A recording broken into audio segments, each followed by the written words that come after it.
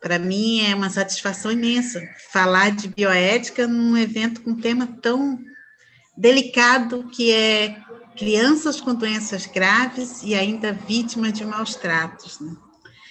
Eu vou compartilhar aqui, tem autorização, não tem? Tem. Bom, gente, dentro desse tema e trabalhar bioética, eu tive algumas dúvidas sobre o que abordar. É um tema muito rico e temos exemplos, né, casos para trazer diversos. E aí, começando com a minha amiga Ivana, que é daí do Hemorrio, e com a Marta, nós fechamos que eu falaria sobre dilema e conflitos, dilema bioético. Deixa eu ver aqui o que eu fiz.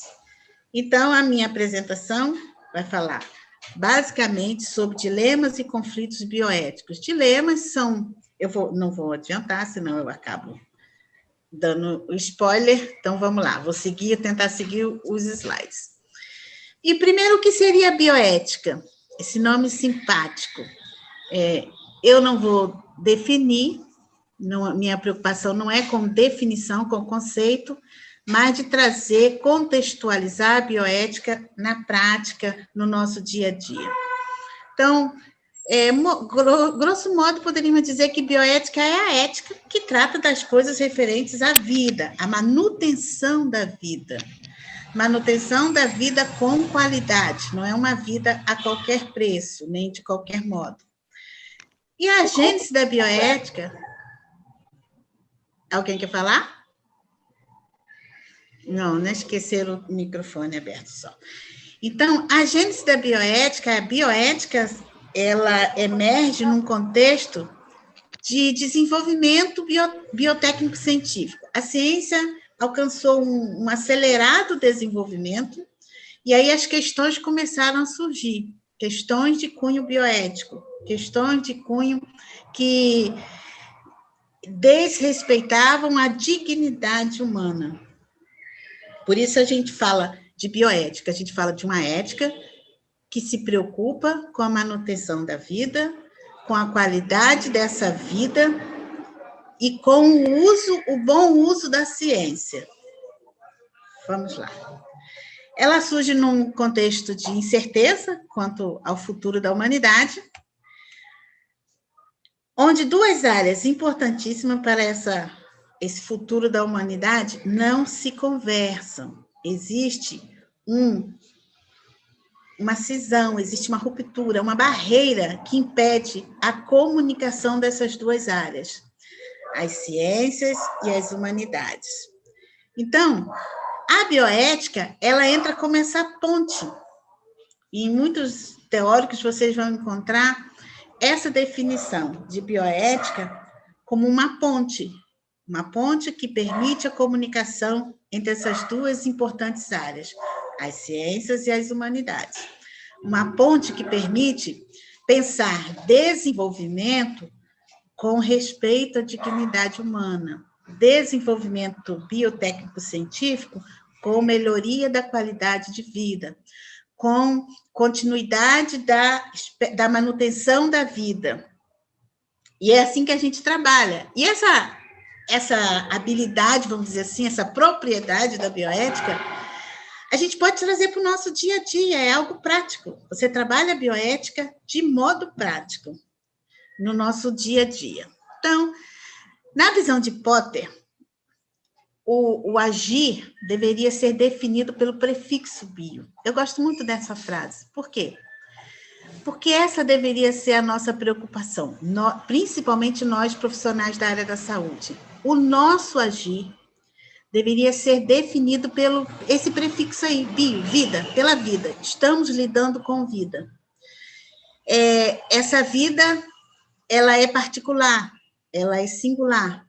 Cada vida tem uma história, cada vida tem um contexto, cada vida tem valores, determinadas famílias, determinados contextos sociais, trazem determinados valores, valorizam algumas coisas, desvalorizam outras coisas, mas a gente está ali lidando com vidas, independente de que vidas são essas.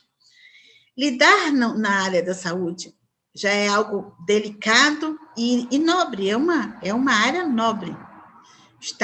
Ser profissional da área de saúde é ser um profissional de uma utilidade social imensurável. Agora, estar trabalhando na área da saúde, na área da criança e do adolescente, ainda é mais delicado, porque você está lidando com uma população, um segmento populacional visivelmente, legalmente, socialmente vulnerável, né? Que te carrega em si esse fator de vulnerabilidade. Então, é uma população, um segmento muito delicado. Mas, ainda assim, nós não podemos perder de vista que a gente trabalha com vida. E aí, Potter, por algum tempo, gente, só para contexto aqui, para questão de curiosidade, por muito tempo ele foi considerado o pai do termo bioética, né? Como se ele tivesse cunhado o termo bioética. Depois, no início desse século, nós descobrimos que não foi Potter, foi Fritz Jahr, né? Um alemão. Potter seria na década de 70. Fritz Jahr foi ainda em 1927, quer dizer, no início do século passado, num contexto de guerra, de avanço da ciência, Potter, preocupado com o rumo que a ciência estava dando, a lida do homem com o ser humano, com a natureza, com os animais, com aquele contexto ecológico, Fritz Jahr, ele sentiu, ele conseguiu ter uma visão antecipada do perigo que o ecossistema estaria passando sofrendo, né, ou sendo passível de sofrer, se o homem continuasse agindo do jeito que estava no início do século passado. Então, ele trouxe essa preocupação, uma preocupação macro, né, da bioética ecológica, vamos dizer assim. E aí, no início desse século, ficou patente que não é Potter o pai do termo bioética, mas sim Fritz Jahr. Mas Potter, ele tem uma característica e um papel muito importante na bioética, porque ele foi um dos grandes sistematizadores da bioética. Ler Potter é conhecer a essência da bioética. Então, ele traz algo muito interessante, quando ele traz que esse nosso agir, né, deveria ser definido, movimentado, motivado pelo prefixo bio. Ele apresenta a bioética como uma nova sabedoria. O que é a bioética? Ele, na sistematização da bioética, ele traz a bioética é uma nova sabedoria. Uma nova sabedoria que, aliado ao conhecimento, para bom uso do conhecimento, resulta na sobrevivência do homem e da melhoria da qualidade de vida. Isso aqui é bioética. Se a gente entender isso aqui, você entende exatamente o que é bioética. Então, veja que ele traz distinção entre sabedoria e conhecimento. E se a gente tivesse num auditório presencial, seria muito bom que a gente teria algumas interações. Assim, remoto, a interação fica prejudicada. Mas pense comigo, sabedoria é uma coisa e conhecimento é outro, ou é a mesma coisa? Sabedoria é sinônimo de conhecimento? No nosso entendimento, no meu entendimento, no entendimento de Potter e no entendimento da maioria das pessoas que estudam bioética, são coisas distintas. Uma pessoa pode ter sabedoria, pode ser sábio, sem ter um conhecimento formal. Então, vamos botar a sabedoria na caixinha da experiência de vida, de prudência, de moderação. Uma pessoa sábia, geralmente, né, é uma pessoa prudente, é uma pessoa moderada, é uma pessoa de bom senso. Não sei se vocês já tiveram a experiência de ter aquele tiozinho, ou avô, ou um vizinho, ou uma vizinha, que você gosta de passar alguns minutos ali com ela, porque é uma pessoa sábia. Uma pessoa que que te cativa porque ela tem o que passar. E muitas vezes não sabe nem assinar um nome. Então, são coisas distintas. E conhecimento, a gente traz para a caixa do conhecimento formal, da formação acadêmica, científica. Mas veja que ele traz que o conhecimento, ele necessita de conhecimento para o bom uso. Quando você não sabe discernir entre a mão esquerda e a mão direita, você não sabe tomar algumas decisões. E quando você usa o conhecimento sem sabedoria, você pode usar o conhecimento de modo equivocado. Você pode usar um conhecimento e acabe, como resultado, provocando dano, prejuízo a outras pessoas. Nós temos exemplos históricos, né? A Primeira Guerra Mundial, que foi no contexto do Fritz Jahr, quando ele começou a pensar em bioética, a Segunda Guerra Mundial, as experiências nazistas, e temos várias histórias e fatos históricos do conhecimento mal utilizado. E aí entra a nossa atividade, entra a nossa profissão, a nossa postura profissional. Eu tenho formação formal, né, acadêmica, mas eu preciso, muitas vezes, de sabedoria para o uso desse conhecimento formal. Eu preciso usar esse conhecimento formal de modo aprovável, de um modo adequado, fazer um bom uso desse conhecimento formal. E isso você não consegue só na academia, só na sua formação, no seu bacharelado. Você consegue com a vida, você consegue com leituras, você consegue com aperfeiçoamentos, com capacitações, com especializações.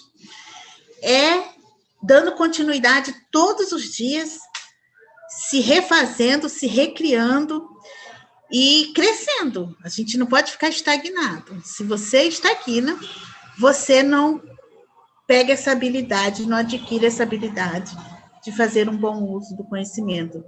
Nós temos vários exemplos. Se tivesse um seminário para falar sobre o mau uso do conhecimento na nossa prática, teríamos pano para manga. Que a gente vê alguns equívocos que você pensa assim, meu Deus.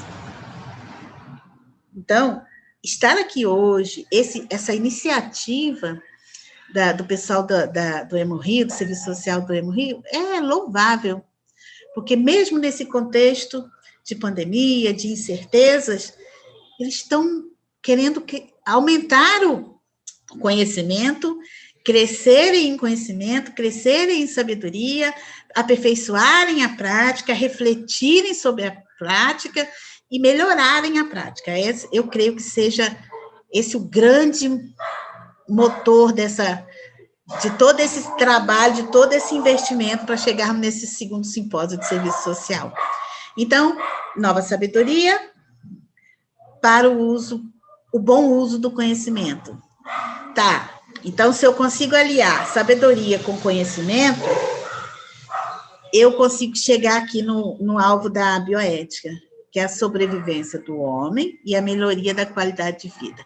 Não é vida a qualquer preço, não é vida de qualquer maneira. A qualidade de vida tem que estar ligada, atrelada à condição da sobrevivência. Me fiz entender, pessoal? Alguém quer falar alguma coisa? Quando quiserem falar, tá? É só dar um toque que tem voz, tá bom? Tô sozinha aqui não, né? Tô não, né? Tá não. Então tá muito interessante o tema, tá muito bom ouvir você falar, muito bom.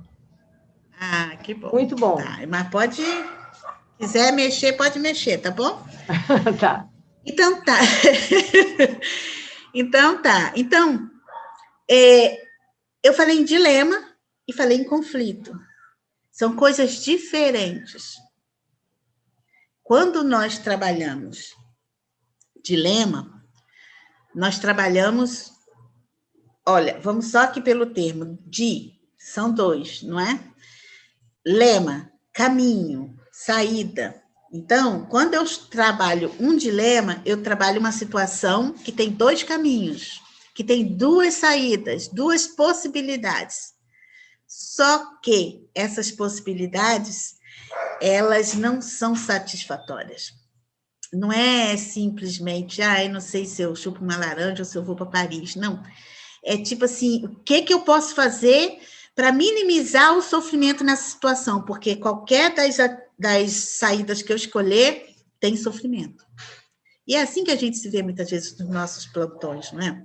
Quantas vezes a gente está lá quase fechando a barraca e aparece uma situação que você não sabe o que fazer. E aí que entra a sua formação, a sua capacitação, os seus aperfeiçoamentos. Então, o dilema é a necessidade de escolher entre 2 saídas insatisfatórias, igualmente insatisfatórias. Você não está em um dilema, você não vivencia um dilema quando você pode virar as costas e ir embora e deixar para o plantão seguinte. Isso não é vivenciar um dilema, porque você transferiu responsabilidades, tomadas de decisão.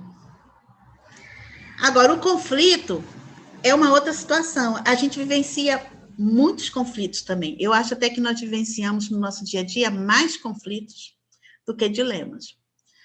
Mas a gente vivencia alguns dilemas difíceis, de a gente ir para casa pesada, né? Eu sei disso, que eu vivencio isso também. Então, o que seria o conflito ético? O conflito ético é quando surge a possibilidade de você fazer escolha entre valores. Se você vai seguir esse ou se você vai seguir aquele, se você vai optar pela autonomia, se você vai optar pela não maleficência, se você vai optar pelo respeito, se você vai optar por respeitar a dignidade da pessoa. Você tem a possibilidade de escolher. E aí o conflito traz uma inquietação em você, traz uma questão. Você se pergunta, isso é moralmente aceitável, o que eu vou fazer? É ético? É aceitável fazer assim ou não fazer? Fazer assim ou fazer isso?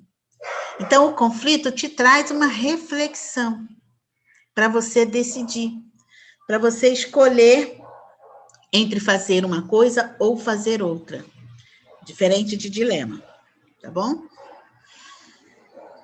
Aí eu trago aqui, pelo que eu vi aqui, eu tenho aqui 12 minutos. Eu trago aqui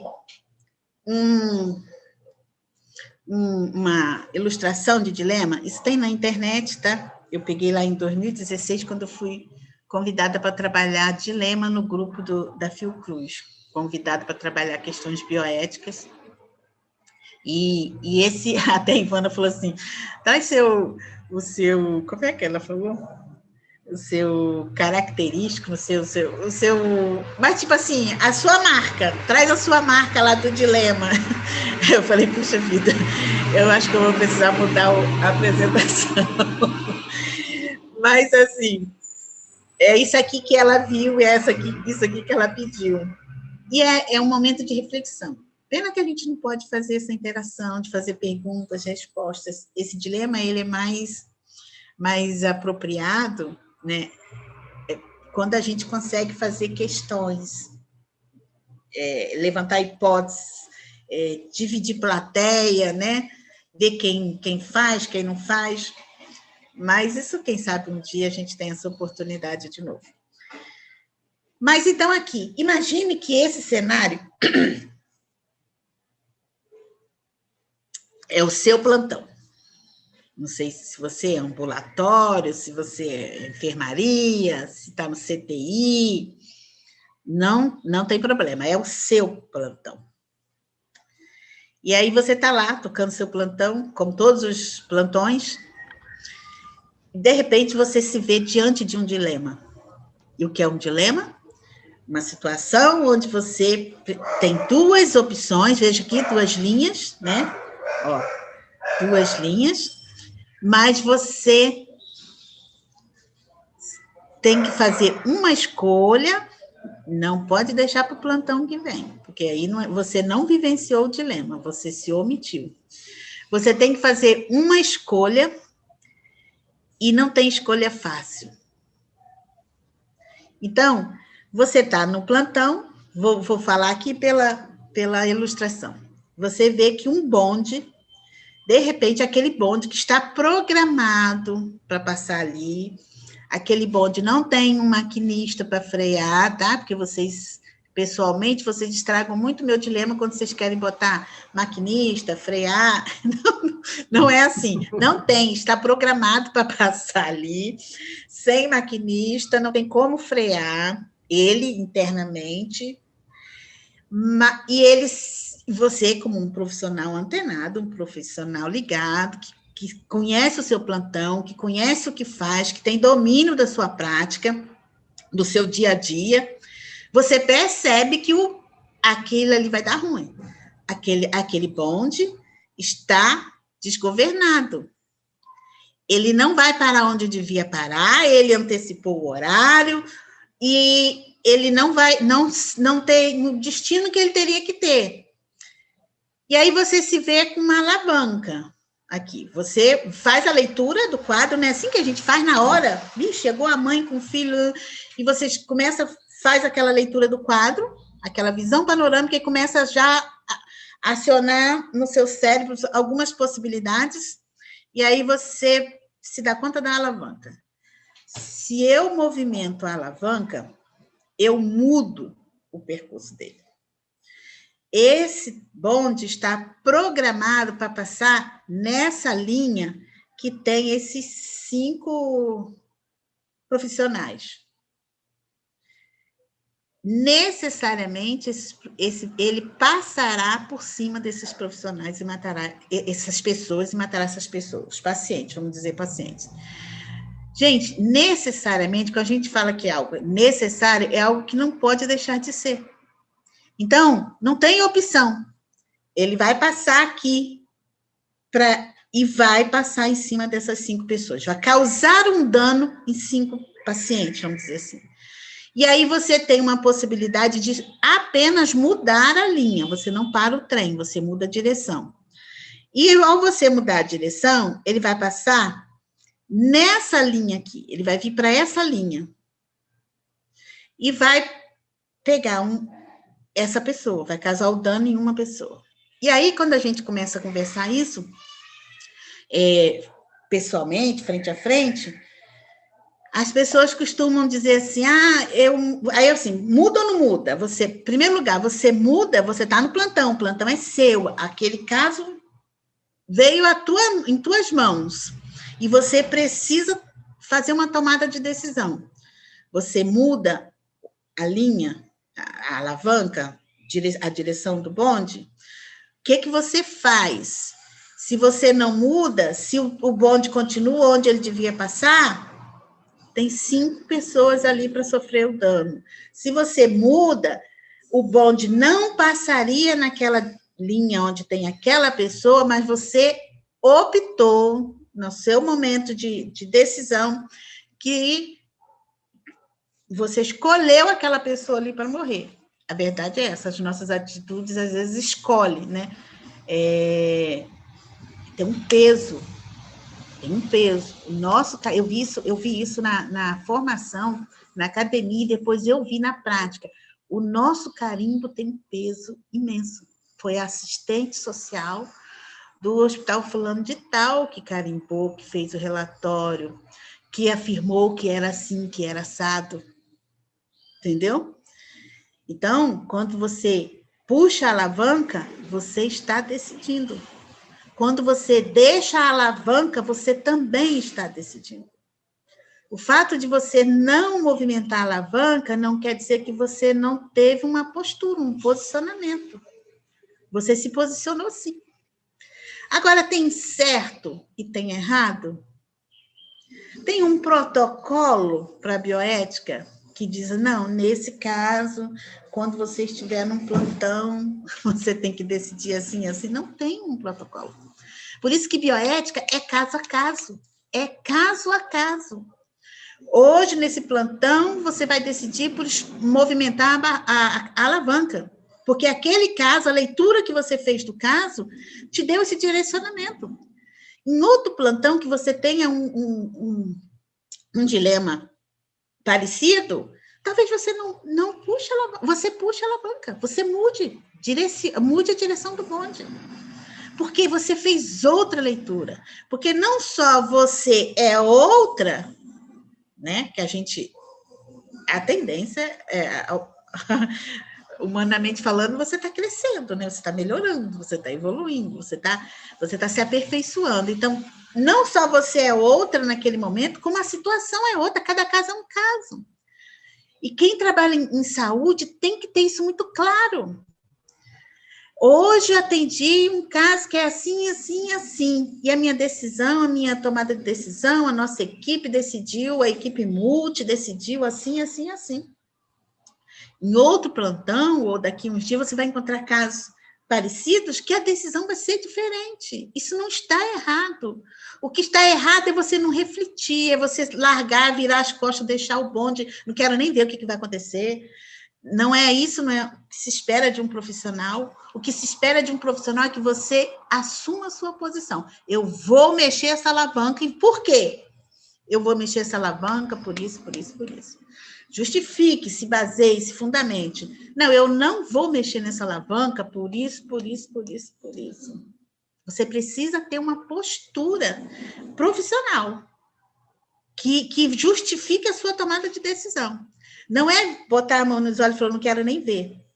Não, isso não se espera de um profissional. E nem dizer assim, não, tomara que esse bonde não chegue até a hora do minha saída do plantão. Tomara que esse bonde aconteça alguma coisa que ele diminua a velocidade e que eu vá embora e deixe para a colega que vai assumir. Amanhã ela vê isso. Também não é tomada de decisão.